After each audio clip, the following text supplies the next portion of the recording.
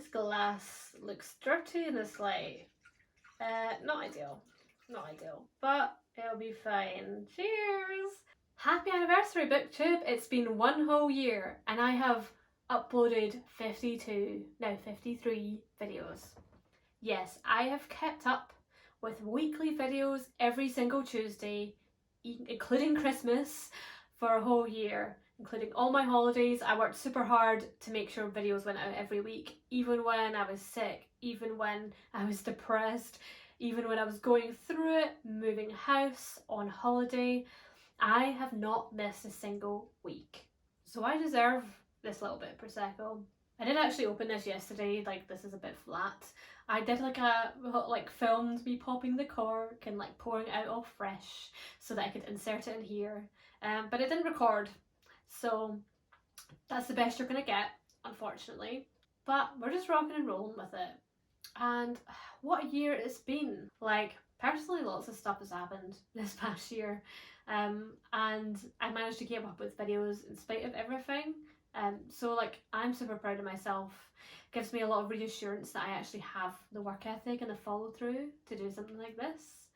It's like, I do have a lot of concerns about that, considering I've been working on my book for a long time.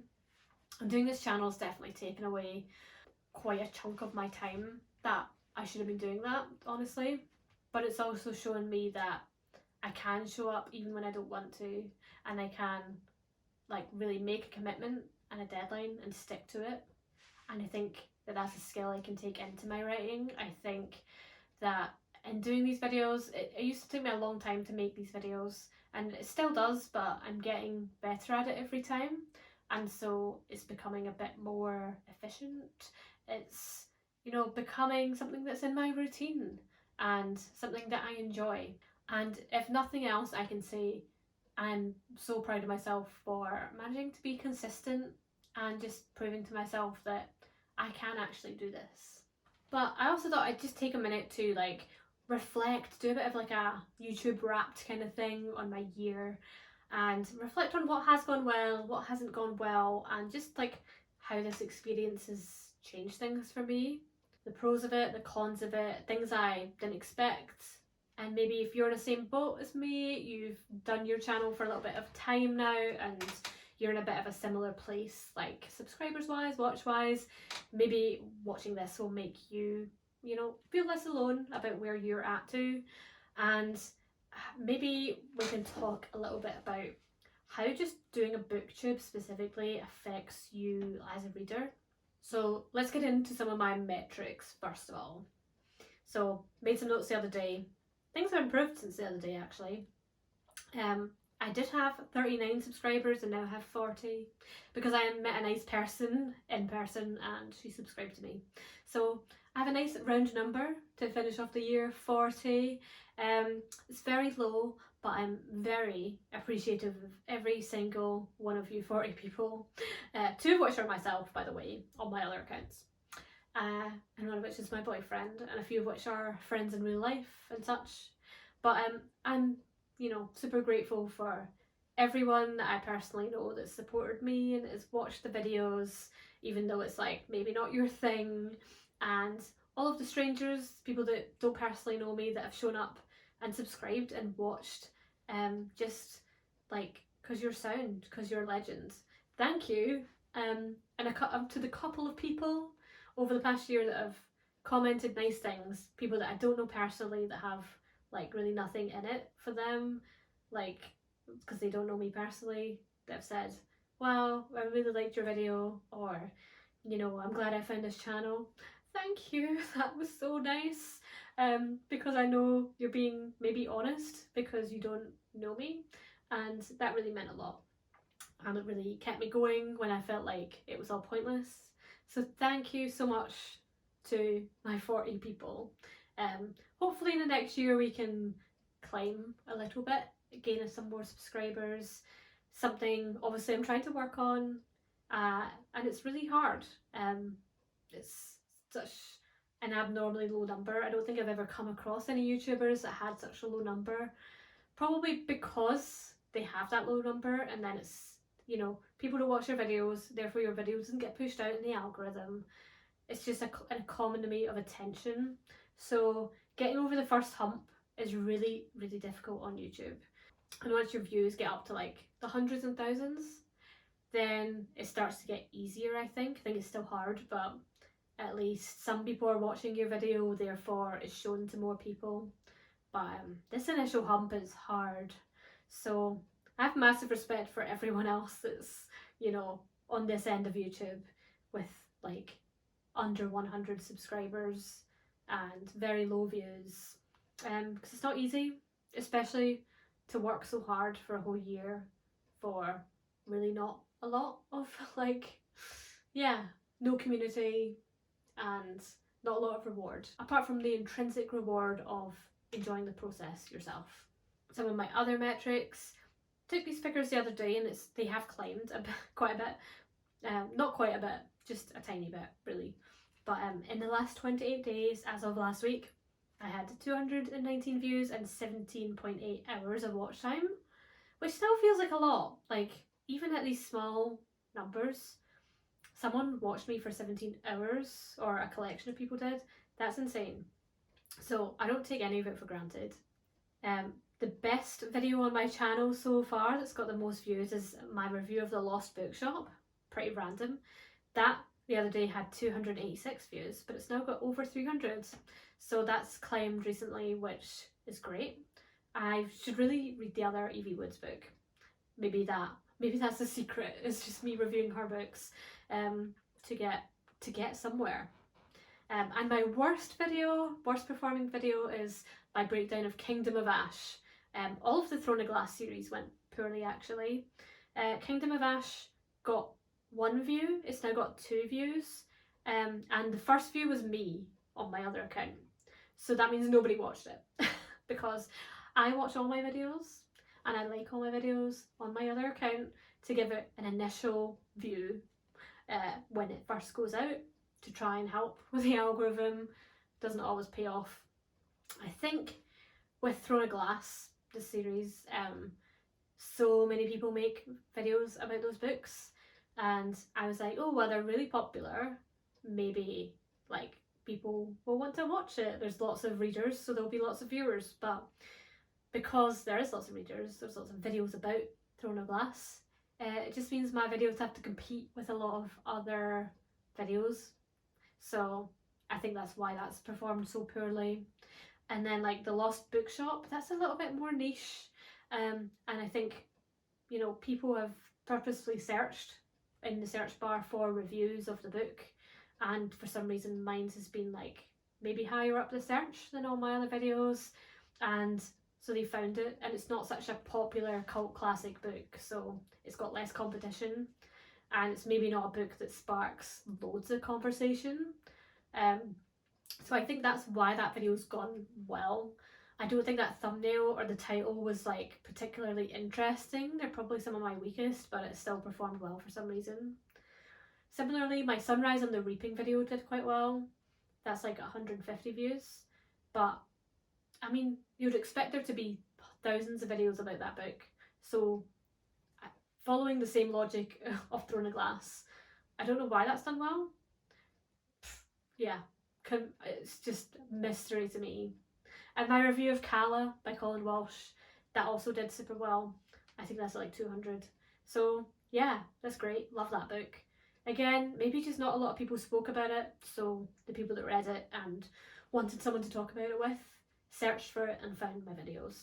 Otherwise, most of my videos are around like 8 views or 12 or 22. A couple of my recent videos are on like 60 or 80. That's good. That's really good for me. My last one that I put out before filming this was the kind of spooky season list of books I'm reading, and I thought my thumbnail for that was really good because I've been working on my thumbnails, because I know they're kind of a bit homemade looking and a bit shit and they don't really compete, but I thought, you know, the bold black, the orange writing, very Halloweeny, that's a good thumbnail, that'll stand out. And it just did shit. Like, it got like 2 views within 24 hours, and because it was like the other day and I was like really trying to make it better, and I thought, you know, it's a list, it's something different, You don't have to have read the books. So this has potential as a video to do a bit better than I normally do. Because I do understand a lot of my spoiler chats. If you've not read the book, you're not going to watch that. And reviews don't do well on YouTube because it relies on you having read the book mostly. So I thought that video would do really well, and then it just didn't. So I changed the title to something that I felt was like worse, but that worked, and now it's got 60 views, and it keeps climbing. So there's a little lesson that I've learned, and I'm super glad that it's now getting views, because I was really crushed when it did poorly. And honestly, I mean, I've not got a lot of views, not got a lot of subscribers, but this whole year I really haven't let it get me down. I've just been all output, just creating. I'm not really focused on the performance too much, because I feel like I've been improving as a content creator, improving my skills, and I'm like, you know what, if no one watches, that's fine, because I'm getting better, and by the time people do start discovering me, maybe my videos will finally be good. But, you know, I feel like I have gotten a bit better. I feel like there's worse videos on YouTube that get way more views, so I feel like, you know, I know it's not the best content in the world, but surely I deserve a bit more than one view that's me, only me. Like, come on, like something, like literally anything. So that had me super down, to be honest, and then yeah, it started to do better. So now I'm like 60 views, that's amazing, that makes me so happy. Like, I'll take it, that's great for me. So yeah, that's mentally where I'm at the end of this year now. Really pleased with myself that I've not let it get me down much, but it's now reaching a point where it's starting to. And I'm not saying this to be like, oh, woe is me, subscribe to me, I'm crying into my Prosecco. I'm just saying it to be like, so for real and honest, because like maybe you are a small creator and you're watching this because you're in a similar boat, and I'm sure you feel like this as well, and I'm sure, you know, even if you're not in that boat or you're thinking about starting YouTube, you're maybe watching this to like look for data on whether you should do it or not. And like, if you want, it's quite hard. I'd say do it because it is fun and I've learned a lot, but like, don't expect to do amazing because if you do, you'll be maybe disappointed. And I do feel like lots of people actually do way better than I'm doing, but I know that's probably not true, and I just don't see them, because I see lots of small creators in my algorithm. I see lots that have 1,000 subscribers and they have like 500 views, but like, I'd be so happy if I had 1,000 subscribers. I know that you always shifted the goalposts, you always want more. Those are technically small creators, and to me they are huge. They're like Mr. Beasts to me at this point. So yeah, if you're a really tiny creator like me and you're feeling disheartened, you're not alone. It's okay. Pour yourself a drink. Doesn't have to be alcoholic. But yeah, it's okay to feel sad and a bit negative sometimes, as long as you feel positive most of the time and you don't give up and you keep going. And the final figure I'll share is the amount of hours I've spent producing these videos for this channel.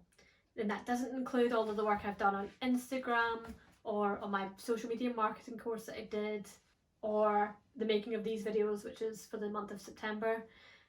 Since last 1st of October, when I started a channel, I would have started start of September to make those videos. I've spent 134 hours making videos, scripting, filming, editing. That doesn't include the uploads, which took also 134 hours, because they take like an hour or two to upload sometimes. But in actual work time, that's 134 hours, probably plus 10 for September, so like 144-ish is probably fair to say. That includes making the thumbnails, which takes quite a bit of time, even though they are quite shit. So yeah, that's quite a lot of time. That's 134 hours that I could have spent writing my book. I'd probably have finished my book if I'd spent those hours doing that instead.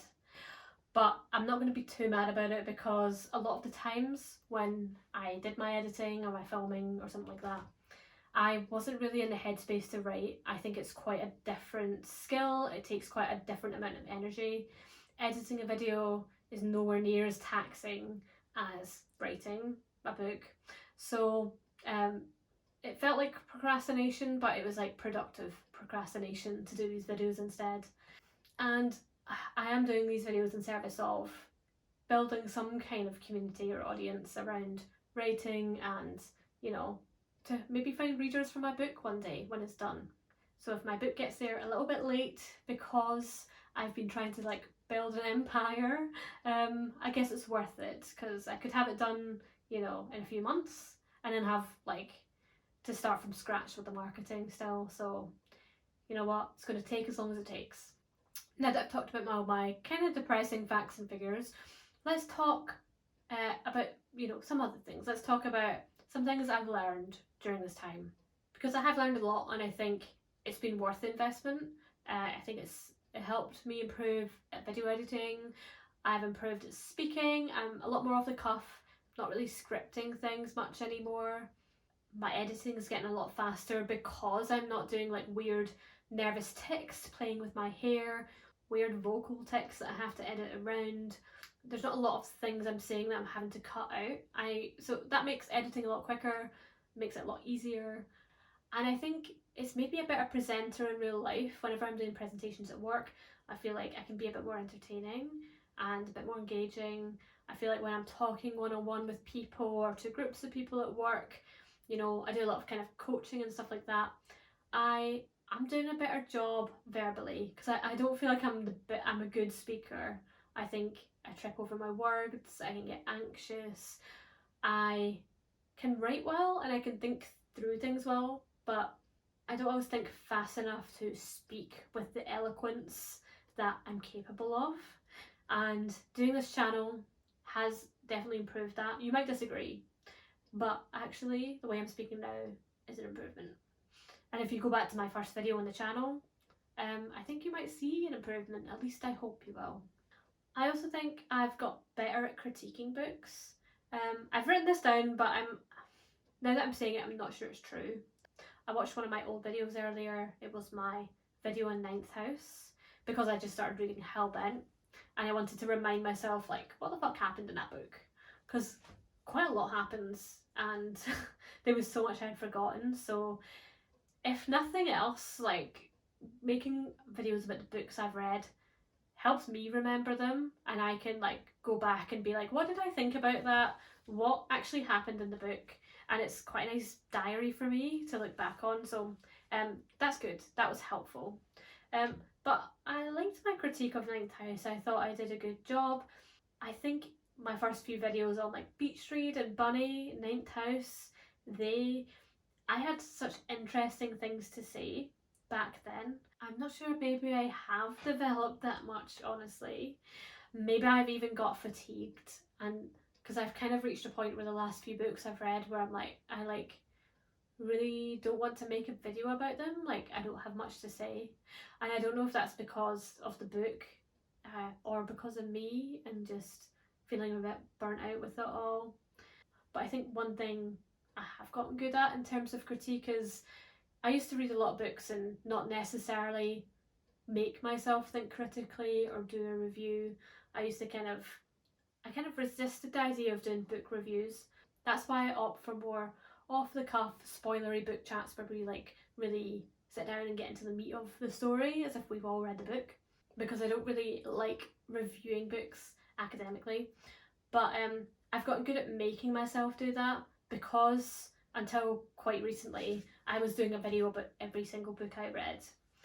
So even the books that I didn't have much to say about, didn't really want to talk about, I made myself come up with something. I really forced myself to go, okay, look, there's something you can say, you can find something to say. There's a theme in here that's interesting. There's something about the prose we can say. There's something about the characterization. And I asked myself all of these questions, and I switched on a video with little plans sometimes and waffled. And you know what? I found something to say. And that's more than a lot of people can say. A lot of people just read books, put them down, move on with their life, forget it. And doing this channel, it's made me sit down and digest it and think, like, you know, what was one thing I liked about it? What was the author trying to say? What was the point of this book? What character did I love? What character did I hate? Was the pacing okay? Why didn't I like this book? Why was it mid? Why? What about it made the emotional impact weak? Or if it was an amazing book, why was it amazing? Like, what actually goes into writing a good book? And all of those lessons I can then take and put into my own book and my own writing skills. So that's all been valuable, and maybe I've got better at critiquing as a result, or maybe not. Maybe I've just been doing it more, and it's not better or worse, but it's something. It's doing it rather than just going, and that's done. Moving on. Other things have improved. My audio's improved with this mic. My thumbnails are improving, but they're still not quite there. My titles are improving, but they're still not quite there, clearly by the lack of views. But I know what's wrong, and I know they're quite mid, and part of the reason is because the video content is mid. I need to make more interesting videos. If the video is interesting, then the title and the thumbnail can be interesting. But I do think the thumbnails have improved with the content that's behind them, at least. My consistency and my work ethic have definitely improved, like I said earlier. And also, I've done this social media marketing course. I've watched a lot of YouTube videos about doing good on Instagram, doing well on YouTube, tips and tricks, the 2025 algorithm. I've learned so much. So whereas in the beginning I was quite naive and quite clueless, like, I've watched YouTube for a long time, so I'm no stranger to the algorithm, but having done it now and having done some courses, I'm just learning more and more. So whereas before I was like not really sure why I wasn't getting views, now I know why I'm not getting them. So we're moving in the right direction. Some things I know I still need to improve, obviously titles and thumbnails, but also the content. I'm going to move away from breaking down every single book that I read, just because that doesn't seem to be resonating with people. And my plan is to do a bit more diverse content, a bit more big topics, discussion topics. I want to do some more writing content. I want to do some more writing and author style content. I also, and this will take a bit of research, but I want to do like some breakdown of psychological studies about reading and writing and the benefits and the neuroscience behind it, because I am a psychologist. I did do a dissertation on reading and empathy, so I want to do some videos on that, because that's the kind of topic that I'm passionate about and educated in. So I feel like that's kind of my niche. That's something I could do a video a month on, like maybe a different study every month. That could be cool. But I'll experiment with different kinds of content and see what resonates with people. I'm like perfectly aware that my content's quite like me focused at the moment, especially like the writing updates of like what I've been doing, what I've been reading, what I think, what all my concerns about my channel, and that's there's a reason why people aren't watching that, because people don't know me, people don't care, and that's good, that's fine. Like, why should they care? I'm not saying that to be like pessimistic, like that's just the truth. And if you want to be a content creator, you need to ask yourself, like, why should people watch this? What am I offering? What can I do for my viewer? So I'm going to construct some content that's more viewer focused, which takes a lot more work and a lot more time and effort, and that's why I've not done it as much, because it's easy to just sit down and rant about a book I've just read. And I'm still going to do that maybe once or twice a month, at least once a month, but I'm definitely going to widen the content to consider the viewer a bit more. But it's fine. This year has been about me learning and getting comfortable in front of a camera, so now that I've done that, I can be a bit more of service of the wider world and not all about me. I also want to improve my editing this year. I like to try and like be kind of funny, and I've got quite a sense of humour, quite a Jenna Marbles, quite a TikTok-y, Gen Z sense of humour, Brittany Broski. That's kind of that's my sense of humour, if that means anything to you. I love people that have really cool editing, that do like ironic zooms in, have like memes and stuff. I just don't know how to do it in editing. Watch out world when I learn to edit myself more funny, because I'm not that funny, but with good editing, I could be. I'm not going to be Brittany Broski or Jenna Marbles funny, that's fine, but like the editing can do the work. That's what I had envisioned for my channel in the future. Maybe there's a Skillshare course on like editing meme style. Maybe I should take it. Let me know if there's anything like that out there. And I also think I could get better at figuring out like when in the day to post, because at the moment, like, I finish work about 4:30, 5, so I schedule my posts on the Tuesday to go out at 4:30, 5, so that I finish work, kind of shut down, go on YouTube, watch it, share it on Instagram, share a post on Instagram, and then let the magic happen. Just because it's quite a nice like schedule for me of like, I know the video's up and I can promote it as soon as it's out. Whereas like otherwise I'll forget, and then it'll be up for hours and it won't get any views. It won't even get my 1 view and 1 like that I do. And it won't get post to my 100 Instagram followers. So, I mean, I know it's not much, but it's something. And if I don't watch it, then no one watches it. And then if no one watches it, it doesn't get anything, like, in the algorithm. So that's what I've been doing, but I don't think that's probably the smart strategy. And there's probably other times of the day or even other days of the week that would work. I only do a Tuesday because I wanted to start a channel on the 1st of October, because October is like spooky season, cozy, book vibes. That's the only reason why I started it then. And it happened to be a Tuesday, and now I'm locked into Tuesdays. But that's probably an awful time for people, especially like British people who've just finished work for the day. And a few times I've accidentally posted videos at midnight, like American midnight, and they did okay. So like maybe that's an okay time to post, but then that's really bad for all the UK people because they're all asleep. So I don't know. I really know nothing about days and times to post on YouTube or Instagram. So if you know any of that, let me know in the comments. But it's not the biggest concern, but it's something I need to understand at least. I know they have analytics to say like when your followers are most active, and you can get guidance from the platforms, but my audience is so small that there's like not enough data to figure that out. So maybe it's just something that I'll figure out once I have an audience. And finally, I was going to talk about how just doing YouTube, doing a BookTube specifically, has impacted me as a reader, and it's not been wholly positive. Like, for one, I am really reading on a schedule, and it's becoming a bit like work. And on one hand that's good because I'm reading more, and on the other it's making me like really clock watch the books that I'm reading. So, you know, I just read Catabasis, and I was in like kind of a hurry to finish it for today so that I could film the video. Like, I just filmed it a minute ago. And today's like the only day I have to film because I've got the empty house to myself.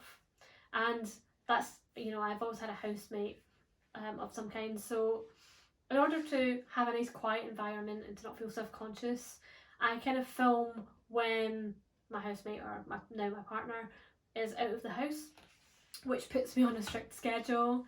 And I'm also on a schedule of like, okay, I'm busy next weekend or I'm away next weekend, so I really have to film only on this specific Saturday, and I have to film like 3 or 4 videos at once. That's just kind of how my work schedule is for the channel. And so if I want to film a review on something specific, I have to finish it on time. So I had like 6 days to read Catabasis, and I was reading it quite fast, and don't know if you just watched my review that went out, but it was quite negative, and I thought the book was quite mid.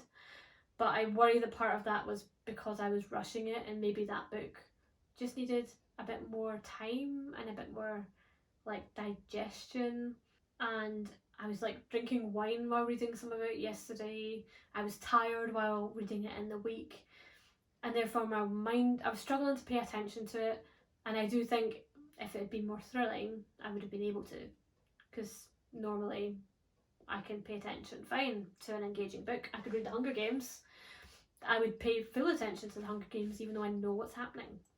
So I do think it says something about the book, but it's also, you know, it's not fair. Like, I just wasn't in quite the right headspace for it, which is also a shame.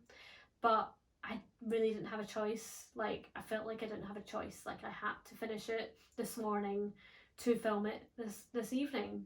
And that's very homework-like, and it's not very natural. And something else that happens is, you know, while I was reading it, because I wasn't enjoying it fully, and same with the book before, I was reading Will of the Many, and it was good, but I didn't enjoy it like loads. I enjoyed it, but it was fine, you know what I mean? So I was like looking at the page numbers and going, okay, well, I could read 100 a day, or I could read 50 pages a day, and I would look at like, okay, I've got 8 days to read this and then 7 days to read the next one. Put it in my calculator, okay, I have to read 72 pages a day, and then trying to do that. And so I'm trying to reach goals rather than just reading in a way that feels natural. And I've got so many new books, like I've got so many books I'm so excited to read, that I feel like I'm reading a book and I'm like thinking about The Dark Window, I'm thinking about Scuttler's Cove, I'm thinking about Hellbent, which isn't there because I'm reading it now. I'm thinking about this book. I'm thinking about this new fantasy book over here, Silvercloak.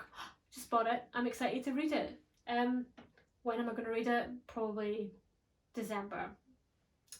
But because I'm on a schedule of dark academia right now and horror for October and November, because that makes sense for YouTube content, and because that's the vibe of the outside world and the vibe that I'm in.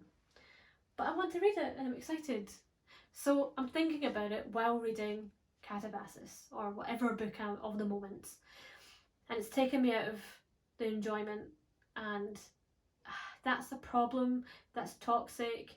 And like, no one's fucking watching this channel. So like, what's the harm? What's the stakes? Like, why is this affecting my life so much? And that concerns me. But when I do find a really good book that I'm obsessed with and really enjoying, I don't do that. So I do also think it does say something about the book if I'm kind of clock watching and going, oh, thank God, I can't wait to finish this so I can read one of these others that I'm excited about. And then inevitably, I'll pick it up, I'll start reading. It's not as good as I thought, and then I'm thinking about the next one. Yeah, and that's a little bit toxic.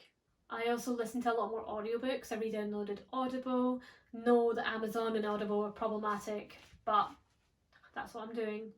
And I listen to them in the car, but again, I'm like, okay, I can be done this within 8 commutes to work and back. And especially if I'm not enjoying the book, I'm like, oh, I just need to get through this. And it becomes like homework. And then I listen to less music and I do less singing in the car, and that can impact my joy as well. So that's affecting my life as well, in a positive and a negative way, but negative when I'm not enjoying the book and I just have to finish it and get through. Positive when the book is good and I'm like excited to go on a drive because then I can listen to it. Something else that's changed is that I'm reading a lot more popular books, and that's good because I'm reading more widely. But like ACOTAR, for example, I had no organic interest in reading. It wasn't until like watching Book Talk and stuff like that. Actually, I started posting on Book Talk before I did YouTube. I was doing long form reviews like this, and I was like, you know what, I should probably just do YouTube rather than do a 10-minute TikTok. But I read that because it would be TikTok content. And same with Throne of Glass. I actually got ACOTAR and Throne of Glass, read them both, and then went on with the ACOTAR series, and then did Throne of Glass this year. But I would never have picked those up organically if left to my own taste. Same with like Ninth House, Catabasis, Secret History. the One Dark Window duology. Honestly, so many of the books on my shelf behind me wouldn't have picked up if it wasn't for BookTok and BookTube, and not just because of them, but like specifically making content for those platforms and those audiences. And that is both a good and a bad thing, because by reading Akatar and Throne of Glass, I am going back into fantasy, which is something I haven't read since like middle grade.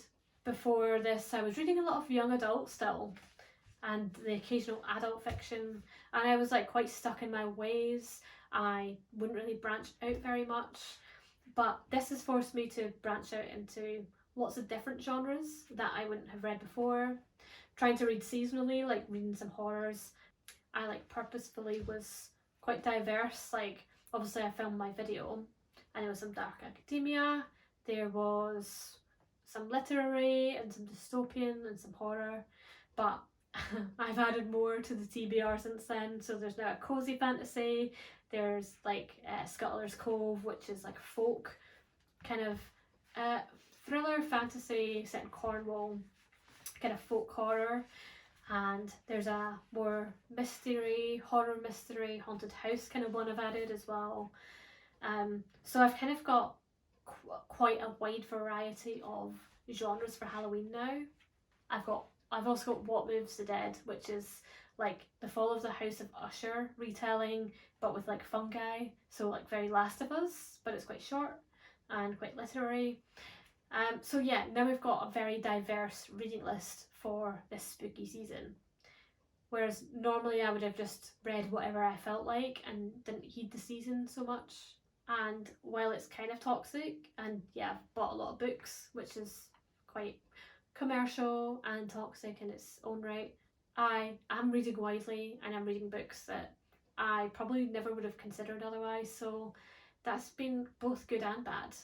I've also sought out a lot more opportunities because of this channel and because of the Instagram. So if I can go in a cool bookshop or go to a cool book market or book event, I will go, because that will be good Instagram content potentially. And I'm joining a lot more book clubs. There's like several local book clubs. There's my work book club, and I've kind of dipped in and out of all of those. I've read a lot of books because of those, but that's also good for the channel as well. So that's driven my behaviour, whereas normally, like before I started this channel, I wouldn't have really joined book clubs because like fuck you, I want to read what I want to read. Don't tell me what to read. I'm still a little bit like that. Like I've been quite fortunate that both the book clubs I'm doing have chosen books on my TBR or books that I own that I was going to read anyway, or books I've already read. So that's been good. Like it's fitted in with my plans anyway. But where it's something that's like really diverse, I'm not always doing them. But there's definitely a few I've read, like Frankie by Graham Norton, did an audiobook of it. Was not interested in that book. Wouldn't have read it if it wasn't for book club. But like, I'm glad I did. It was something different and I got something out of it. And that's good, it's expanded my horizons. So there we go. My Prosecco is done. That's my review of YouTube, 1 year on YouTube. My feelings about it are complicated. I think I'm happy with myself. I'm proud of myself, I'm improved. It's affected me in some negative ways in terms of my reading behaviour, but also some positive ways. And I still feel quite positive. I am a bit sad and a bit negative about lack of performance, but I'm hopeful that I have the tools and the skills to improve. And I just need to have the energy to make more interesting videos, basically. And I think I can continue to improve and I can get somewhere, but I'd be lying if I say I wasn't like a bit concerned and a bit worried that, you know, I could up the content value for the audience. I could make really good thumbnails and really good titles, and I could keep getting better and better, and still I won't get any viewers. And that's what scares me the most. I think if I like just keep doing it for like years and years and years, like I will eventually get somewhere. But I really hope that I would have at least 100 subscribers by the year 2 mark. If I don't, then I don't know what I'm going to do. And speaking of my plans for the next year, I'm not quitting, I am going to keep going. I'm enjoying it. I feel like it's a bit too early to quit. Like, I can't expect a lot of success in the first year. You know, I'm not naive that it does take a long time and that this is just hard. It's hard for everyone. You know, it's not 2007 anymore. YouTube has been around for a long time. There's a lot of videos on this platform. So I am hopeful and positive and I will keep going. But will I do a video every single week? I am going to relax that rule. Now, I said last year, oh, well, I might only do one a month or one or two a month because I think that's all I can handle. And then I proceeded to do it every week. So I might say that this year and then continue to do it every week. And if I have enough videos, I will do one every week. But I want to try and relax some of my obsessive reading behaviour, some of the like stress around it, and not make a video about every single book I read. If I don't have anything to say, do more wrap-ups instead. And also just not do a video every week. I definitely need a bit of a break. Like, I think I'll definitely take like Christmas and a holiday in the year off. But I might also just take occasional weeks off because I want to put out better quality content. I don't want to just churn out shit just to meet an arbitrary deadline that only I care about. So I want to upload videos that are good. And if I don't have the energy, or like I just don't have it in me to do a good video that week, then I just won't do a video that week. And I don't really think the algorithm cares about consistency anymore, as long as you're not disappearing for months on end. So I think I can do 1 or 2 or 3 videos a month and it will be fine. So I think quality over quantity is going to be the key, but I'm still going to generally aim for 1 a week, and so I'm not going to miss that many. But yeah, I don't really want to be forcing myself. Like today, I filmed 3 videos back to back. I'm exhausted now. And I wasn't really in the mood to film. I was in kind of a bad mood and I did have to force myself, and I'm glad that I did, and I think I've done okay despite the bad mood and despite the fatigue. But I don't want to have to do that. I just, you know, next time I won't force myself. I just didn't want to like get so close, like a week before the anniversary, and miss that week. I could have done, no one would have given a shit, but I just wanted to do it for me. I wanted to say I've uploaded a video every week for a whole fucking year. And I did. I've done it. It's done now. So my Prosecco is done, but I'm going to go and have, I don't know, a chamomile tea, maybe a wine. And I'm going to go read Hellbent, and I'm not going to look at the page numbers at the top of the page because my videos are done for the month and I've got some breathing space to relax now. And I'm going to try and relax more. If you made it this far, thank you so much for watching. Hope you helped yourself to a nice glass of something, alcoholic or not. And if you have a new YouTube channel, leave it in the comments. I'll subscribe. You can subscribe to me. We can do each other a favour. And don't let low numbers get you down.